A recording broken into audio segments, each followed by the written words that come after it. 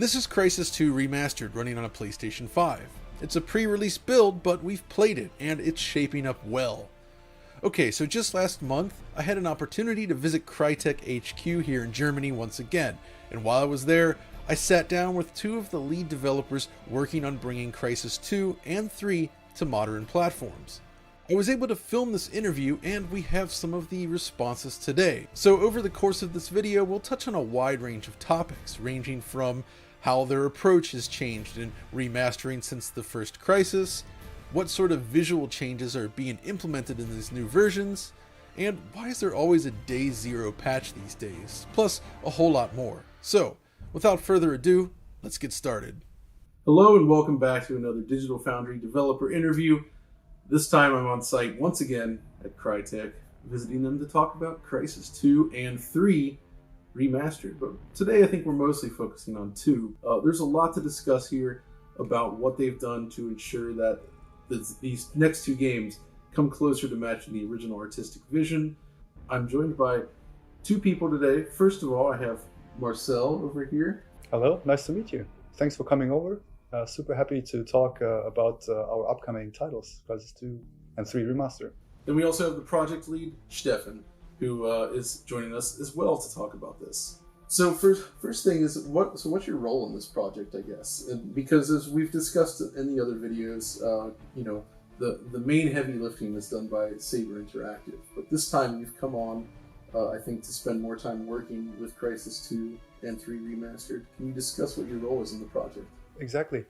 So after we have shipped Crysis 1 Remaster, we basically decided to have a bit more involvement in the second and the third game, which basically means that the idea was that we wanted to stick closer to the original art direction. We didn't want to introduce too many visual changes. We would like to have more tech in there, obviously, to get a better image.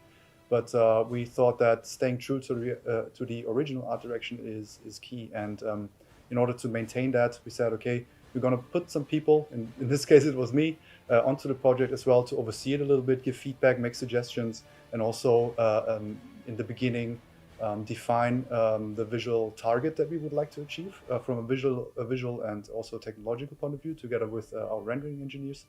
And that's basically what the plan was for those two titles. So I guess before we actually talk about Crysis 2 and 3 Remastered, we kind of got to get out of the way the Crysis 1 Remastered situation, sure. Right?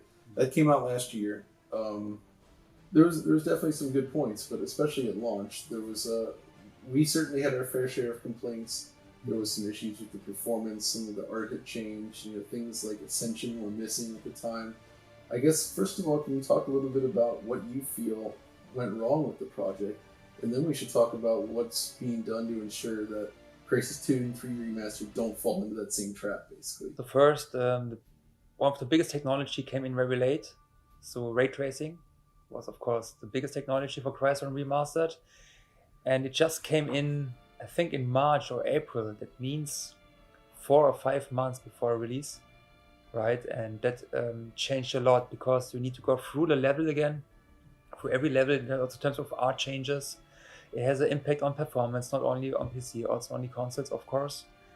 And yeah, that was a big lesson that we don't do that anymore, right? So that's for sure. And yeah, we have also back in the days, we have invited people outside of Crytek who are big fans of Crysis to get feedback of it. And then, of course, at the end of the development, we have invited you, Digital Foundry, to it. And yeah, at this time, it was just too late. You gave us so much good feedback, but we only had 3 weeks left of development because we don't want to postpone the release again. And now we try to fix as much as possible based on your feedback, especially for the PC version, because on consoles you need to go into a certification phase again. So by fixing stuff, testing stuff, and releasing the stuff with the day zero patch, it was not possible anymore. And because of this, we focused then on the PC version and tried to get much as possible done. Yeah, what we have learned from it is first to get also more people on board for Crysis 2 and Crysis 3 Remastered. Like, for example, now internal the art team, we have not only this, people internal from Crytek worked on weapons, on the characters. For Crysis 1 Remastered, we only focus basically on the 8K nanosuit textures, right? Now we have focused also on the other characters in the game. So overall, we just made sure that all the negative stuff we have experienced with the Crysis 1 remaster during development are eliminated now, and to make sure to give you, not only you, also the gamers outside, a good and great experience in terms of visuals and performance across all platforms for Crysis Remastered. I think, it's well known that Crysis 1 Remastered started from the CryEngine 3 console port instead of the original PC version, and so much had changed between them. So finding that right balance seems very difficult. But this time, you guys are starting from a better spot, right? Yeah, correct. So if you want to know a little bit background information, so back in the days when we had the Crysis 1 PC version, there was no console support, and that's the reason why we have decided to go with the CryEngine version with the console support, which was the base version, right, as you mentioned right now, John. So because of this, we have started from this, from the console version. At the end, it was good because console support was there, so we didn't need to implement it again. So that was good for us in terms of time, development time. On the other side, we need to bring back a lot of features from the PC back to that console engine, right? Because many stuff were disabled for the console release back in the days. That is something which was fine. We just need to find the right balance now. For Crysis 2 and Crysis 3 now, as we have learned a lot from Crysis 1 Remaster, we have made so many performance improvements. And luckily, the engines are not that far away from Crysis 1 to 2 and 3. So what we have started to do after the Crysis 1 development was to bring all the performance improvements, tech improvements, whatever it could be at the end, we brought it to Crysis 2, test it there. Even then, we try to optimize it even more and bring it into Crysis 3. Especially not only from the tech side, we have now all the tech in, right, for Crysis 2 and Crysis 3 Remastered, especially then the performance will be quite good. You would test it anyway, right? And I have the feeling that people will love the performance on the consoles and also on PC, because at the moment, if we are looking into our internal performance results, you're getting a high amount of frame rate, especially also with mid-range graphic cards. You don't need a high graphic card anymore, which was also a negative point from Crysis 1, because we have introduced the Can Run Crysis mode, correct? We still think that this mode is great because people like the Can Run Crysis meme, and you have a mode to test your graphic card at the maximum, but at these days people like to play the game only with maximum settings. If they're not playing the game with maximum settings and they still have a good graphic card, right, and they spend maybe 300, 400 euros on a graphic card and they're not able to play it, they're disappointed. And yeah, we also have changed that for Crysis 2 and Crysis 3 Remastered, so there won't be a Can Run Crysis mode, for example. You have everything looks great, but we will be also very performant for the current generation and all the generations of graphic cards. So in playing around with this build, one of the first things I really noticed is it seems like a lot of the color grading has been changed, and it's sort of moved away from that overly contrasted, like greenish blue tinge. But obviously, playing around with this stuff can be divisive, because as Crysis 1 Remastered, the colors became perhaps a little bit overly saturated. It started to look a little bit less realistic like that. But I feel like this time there's a better balance being struck. Can you talk about how you approached sort of adjusting the lighting and color to ensure that it sort of lives up to the original, but also kind of looks improved as well? Mm-hmm. It was actually quite a good thing to look back at the game with a bit of distance. So back then when we shipped the game in 2011, I think it was, we were pretty convinced that this look is the best look for the game, which was probably true back then. But looking back at it now, we realized, okay, some things might not be perfectly fleshed out, and we can refine more of the natural look that Crysis is known for. Have more natural lighting, more realistic lighting, and therefore get a more believable environment. So what we basically did is try to maintain the mood that the levels had, but get the colors more into a believable space. You talked about saturation, which is one aspect, and we also, that was the time when Blorange was a thing, it was pretty trendy, and we have a lot of that as well in the game. And looking back at it now, it didn't age so well. So we thought, okay, this might be the perfect time to stay true to the art direction in terms of the mood and the vibe and everything, but kind of tweak the colors a little bit. Less saturation, more natural lighting, more or better light distribution in the levels, more natural contrast as well. And then, of course, one of the big features with this updated version is the introduction of Svogi into the game. But just implementing such a feature that was not originally there obviously has a significant impact on the overall art direction. You know, scenes are often lit with like, okay, we expect the shadows will fall here, this area be darkened. But a lot of times, especially in Crysis 2, it wasn't realistic. There's some very dark areas. Can you talk about like how you integrated Svogi into the maps while enjoying the benefits of it without like sort of compromising the look of the game? And what do you feel about those like super contrasty areas and how they've changed going forward? Yeah, it is great to have access to that technology and also to have the ability to bring it into a game like Crysis 2. It really benefited from it, in my opinion.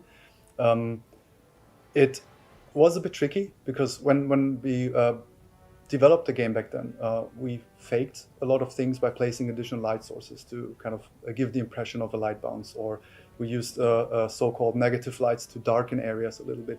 And that was spread out throughout the entire game. And if you put a technology like Svogi on top of that, you don't necessarily get good results. So we had to do some refactoring of the lighting in general.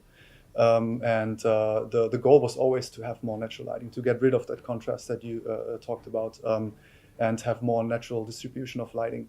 Svogi is a global thing that sits on top of the level, so it's like global settings for the entire level. So it was also a bit of a challenge to make it look good in all aspects of the level, because sometimes you're out in the open, exposed completely by the sun, so very bright environments, and then there's a car park that you can go into, and that's supposed to be super dark, and that is a challenge. It was a challenge, but I think we found a good balance to make it work for the majority of the spaces in the levels. How did the workflow change from when Crysis 1 Remastered, as I understand it, most of the art changes were just done on the Saber side, and then it kind of comes over in-house. But this time, you're more active in the development of Crysis 2, 3 Remastered. Can you talk about how things changed, like how you worked with your partners at Saber to sort of like tweak the game and just, I guess, like how that whole thing is working for you? Yeah, in Crysis 1 Remaster, I came in very late, and I had the opportunity to give feedback, but it was at a time where it's really hard to get the changes. And I would agree with the majority of the feedback that we have received, that it might not have been the best decision to step away from the original art direction a little bit, at least in some aspects.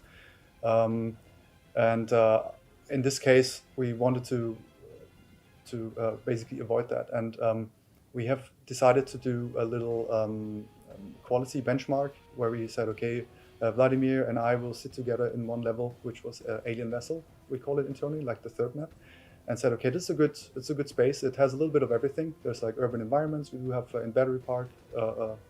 In the third section, there's a bit of green environments as well. We do have the subway tunnel. There's an alien involvement as well, and that was what we thought is a good area to basically try out all of the features and make it as good as we can, make it look as good as we can. And that was the reference for Saber. And then we said, okay, look guys, this is what we think the game could look like. Now let's make it happen for the rest of the maps. And then we just sat together on a regular basis, like every 1 or 2 weeks. We looked at the levels, we gave feedback, we had an exchange. This is working really well, this is not working so well.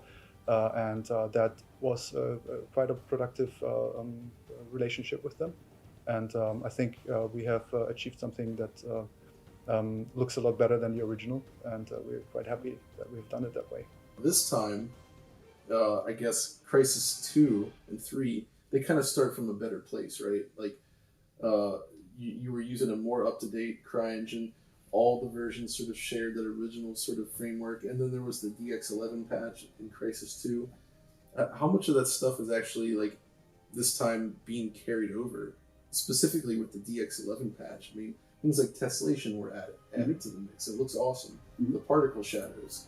What's all here, and what can we expect in the remastered version? from the art changes, we basically carried over as much as we could from the DirectX 11 version, and what we tried to even improve compared to that patch back then was to increase the texture resolution. So we went through the majority of the textures and replaced them with 3D scans that we basically created to have a more natural appearance and get that little bit of fidelity into the image. This is something that you don't notice, like when you look at a scene as a whole, but when you come closer to the surfaces, you clearly see the difference in fidelity. So texture resolution was quite a big thing. And another thing that is also an improvement compared to DirectX 11 is that we also increased the amount of like cube map probes, which are responsible for reflective surfaces. In Crysis 2, memory was quite a hard thing to handle, so we mostly had one cube map for a very large area, and that had to work for shadows, for exterior and interior whatsoever, so it was a compromise. And now we can be a lot more precise with the cube map reflections. We have a lot more spread out in the level because we now can afford to have that extra memory in there. Those textures are quite big, and that also brings in a lot more precision. Like a car in the shade doesn't looks like it belongs to that place and doesn't stick out because it's a lot shinier than the rest of the map, for instance. And I would say together with Xbogi, those are the biggest changes to Remaster, and they really help to dust off like that old look that Crysis 2 has and kind of make it appear a lot nicer and modern. Obviously, one of the biggest changes with Crysis 2 and 3, well, especially with Crysis 2 Remastered, is all the new materials throughout the game. Like not everything, but so much of the world has been re-arted in a way to allow for much higher fidelity. It's a lot more surface detail up close. Can you talk about this process? Like, how do you go back to look at the original game? Because we were just looking at the 360 version again, and some of the stuff is very abstract at this point, right? Like, you get up close to it and the resolution is too low to really determine, like, oh, that's what that looked like. I mean, is this stuff that you're creating from the ground up? Sort of like spitballing, or like not really spitballing, but looking at the original game and say, okay, this is kind of what we envisioned. Or do you have access to any like old assets that were maybe like way higher res that didn't get used in the game? Or I'm curious to hear about this. Yeah, it was we used as much of those options that you just mentioned as we can. If there was a high resolution texture available, then we basically just exported it in high resolution. For the majority of the environmental assets, we used 3D scans. You can do them on your own or purchase them online, and we just try to kind of use that data, adjust the colors slightly so it looks, in terms of colors and value, looks close to the original, and then we just try to make them less contrasty. Some textures are very contrasty, which was making the image look more detailed back then. So you could basically try to make it look better by more contrast in the textures, but looking back at it now, it doesn't really look that modern anymore. So that's something that we try to improve as well, get the values correct in the textures. That was very much like a mid to late 2000s thing where they tried to, especially using like a lot of like harsh contrast in the normal maps to give this like feeling of like extra granular detail, even when there wasn't. Exactly. You know what I mean? Yeah. That's always kind of, I always thought that was very much the Unreal Engine 3 look of that era, where the kind of the default shaders with those materials, you get that kind of gritty yet still somewhat low res look. Exactly. And Crysis 2 definitely has that sense. Yes, yeah, it was definitely the thing to do back then, and a trend. And when you look at the vehicles and the rifles in the game in Crysis 2 Remastered, we basically reworked the majority of them. That means back then the fidelity that the engine could add to like little kind of edges that the highlights look good, and there's a bit of like shadows in the edges that was not possible back then. So the artist put that into the texture. So there was always like a cavity thing and like some lighting baked into the texture maps. That is not very dynamic. It looks artificial. So we removed all of that on the rifles. We basically try to create the textures for the vehicles and the weapons as if we would build them for a modern game. So remove all of the lighting, let the engine do the job, and define the materials in a way. That's one of the big key things I think since Crysis 2 was made. Back then, you had to bake a lot of stuff into the texture. The texture had to do a lot of heavy lifting because the lighting techniques weren't evolved. But as we've given rise to modern lighting techniques and of course PBR workflows and modern games and everything, the texture itself needs to be very neutral and allow the engine and the lighting to do all the work. And it does. I can definitely see that here in Crysis 2 that there's a lot more being done there. So it's really cool. It seems like you guys had to kind of create new assets, like really new assets to sort of like fill in the world details. Like how many of those assets were like redone? Like, it was quite a bit. I don't know the exact number, but what we tried to do is be as efficient as possible with those changes. They take up the majority of our time replacing the textures, reworking the guns and the vehicles and so on. So what we said is, okay, we play the game, we figure out what assets are used the most, what takes up the most screen space. So whatever we put in has the biggest effect. So we try to get an overview of all of the assets that are being used, which assets are shared throughout all of the levels, and try to have as much impact with those changes as possible. So there are definitely assets that slipped through that filtering, and they might not have improved as much as other assets, but I think we have covered up the majority and the most important parts. And yeah, it is a lot of elbow grease involved, and upresing the textures and re-exporting them, and sometimes even kind of creating new assets completely, because we just couldn't fix it by improving the textures. We had to build a new high poly, bake them down again, and create a new asset from scratch, basically. Of course. What about beyond the materials themselves? How much work was done on the actual geometry? Very little work was done on the polygons. That is a little bit more difficult to do because when you bake texture maps, they heavily rely on the shading of the low poly, and if you manipulate that, then you basically create a long chain of things that you would need to do in addition to that. And we felt like we can improve the overall look a lot by not changing the polygons, the polygon of the objects, and improving the lighting and the materials. What might have happened though is that we use the PC level of detail version on the consoles now, which basically was not always the case. So lot 0 on PC was not lot 0 on the old platforms. Although it is important to note, and this is something that's always been great about the Crysis games, is that if users really want to get in there and toy with it, you still can bring up the console, right? And tweak changes and sort of play around with it. So I kind of feel like that is part of the Crysis experience for like the really hardcore PC gamers. Of course, I mean, it's not decided yet. I mean, in Crysis 1 Remastered, we making sure that people have access to the console again, right? And we also will try it for Crysis 2 and Crysis 3. So all the people who want to play around with the game can do it. They will also have access again to the CVAs. That is also planned at the moment. So at the moment in this phase, we're finalizing the gold version for the consoles, and also parallel working on the Day Zero patch, which also have a lot of improvements in place. But since we're going now into retail production, you always need a long lead time in retail production. Just to give an example, for the Switch version, the factory of the Switch version is in Japan, and you need around 3 months to get a game certified, and 3 months to factory, and then having it finally into a retail store.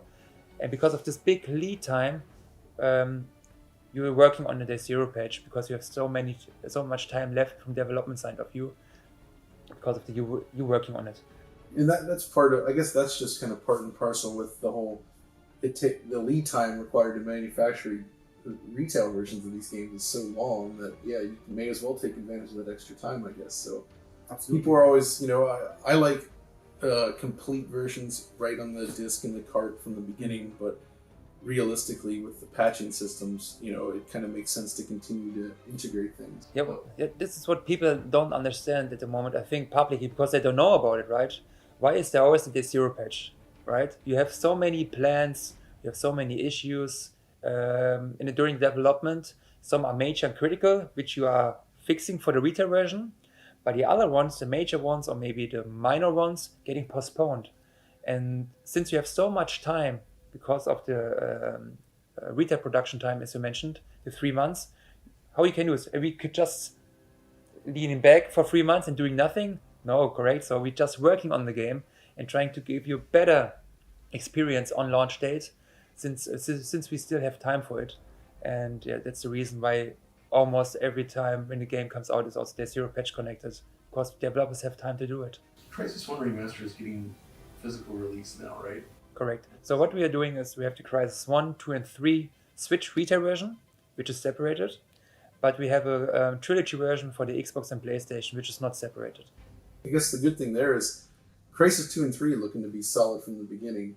Crysis 1 Remastered received a lot of post-launch support, which added a ton of stuff to it, including like better support for PS5 and Series X, as well as things like the Ascension mission. So I mean, all of that stuff now will be rolled into the final retail version, I assume, yeah? Correct. So we're just using the latest versions which are out there at the moment. And also we're still working on the PC version of Crysis 1 Remastered. It's not like we're working on Crysis 2 and Crysis 3 and it's done. No, we still listen to your feedback. Not only from you from Digital Foundry, we are in Reddit, on Discord, we are everywhere from Crytek side. Maybe not always visible, but we're reading everything, especially me. Sometimes 2 or 3 times in a week I'm going through the internet, I'm searching for some kind of feedback from you about this, and also then talking with the development team. Can we do that? Can we change that? How hard is it? And then to bring it to you for the next patch. And that was the same for Crysis 1 Remastered. We tried with every patch to jump on your feedback. And I think right now Crysis 1 Remastered is a very good spot. What we're still trying to do is to bring more CPU optimizations into Crysis 1 Remastered. That is still our main job at the moment, because you still have the CPU limitations for Crysis 1 Remastered, and we're trying to not eliminate it, but we try to reduce it, that you're getting more performance out of the game. But one thing I think that's changed with Crysis 2 and 3 Remastered is the mode situation. So on consoles on Crysis 1 Remastered, you could choose from like sort of the performance mode, there was the high-res mode, and then there was the ray tracing mode. Correct. And that's gone now, right? It's gone, yeah. You focused on a single mode. Yeah. So now at this point you have, back in the days, the Xbox Series X and the PS5 was just released. There were also not so much people who got this console because of the demand, right? But now you have many people have it. So we just decided to go where we have the good specs and the resolution for the Xbox Series X and PS5. And then you have also Xbox One X, of course, and Xbox One S, Xbox Series S. Sorry about the naming convention for Microsoft. It's a little bit confusing sometimes. And then here on the PlayStation, you have the PS4, PS4 Pro, and PS5 version. So from terms of graphics and visuals, they're mostly all the same.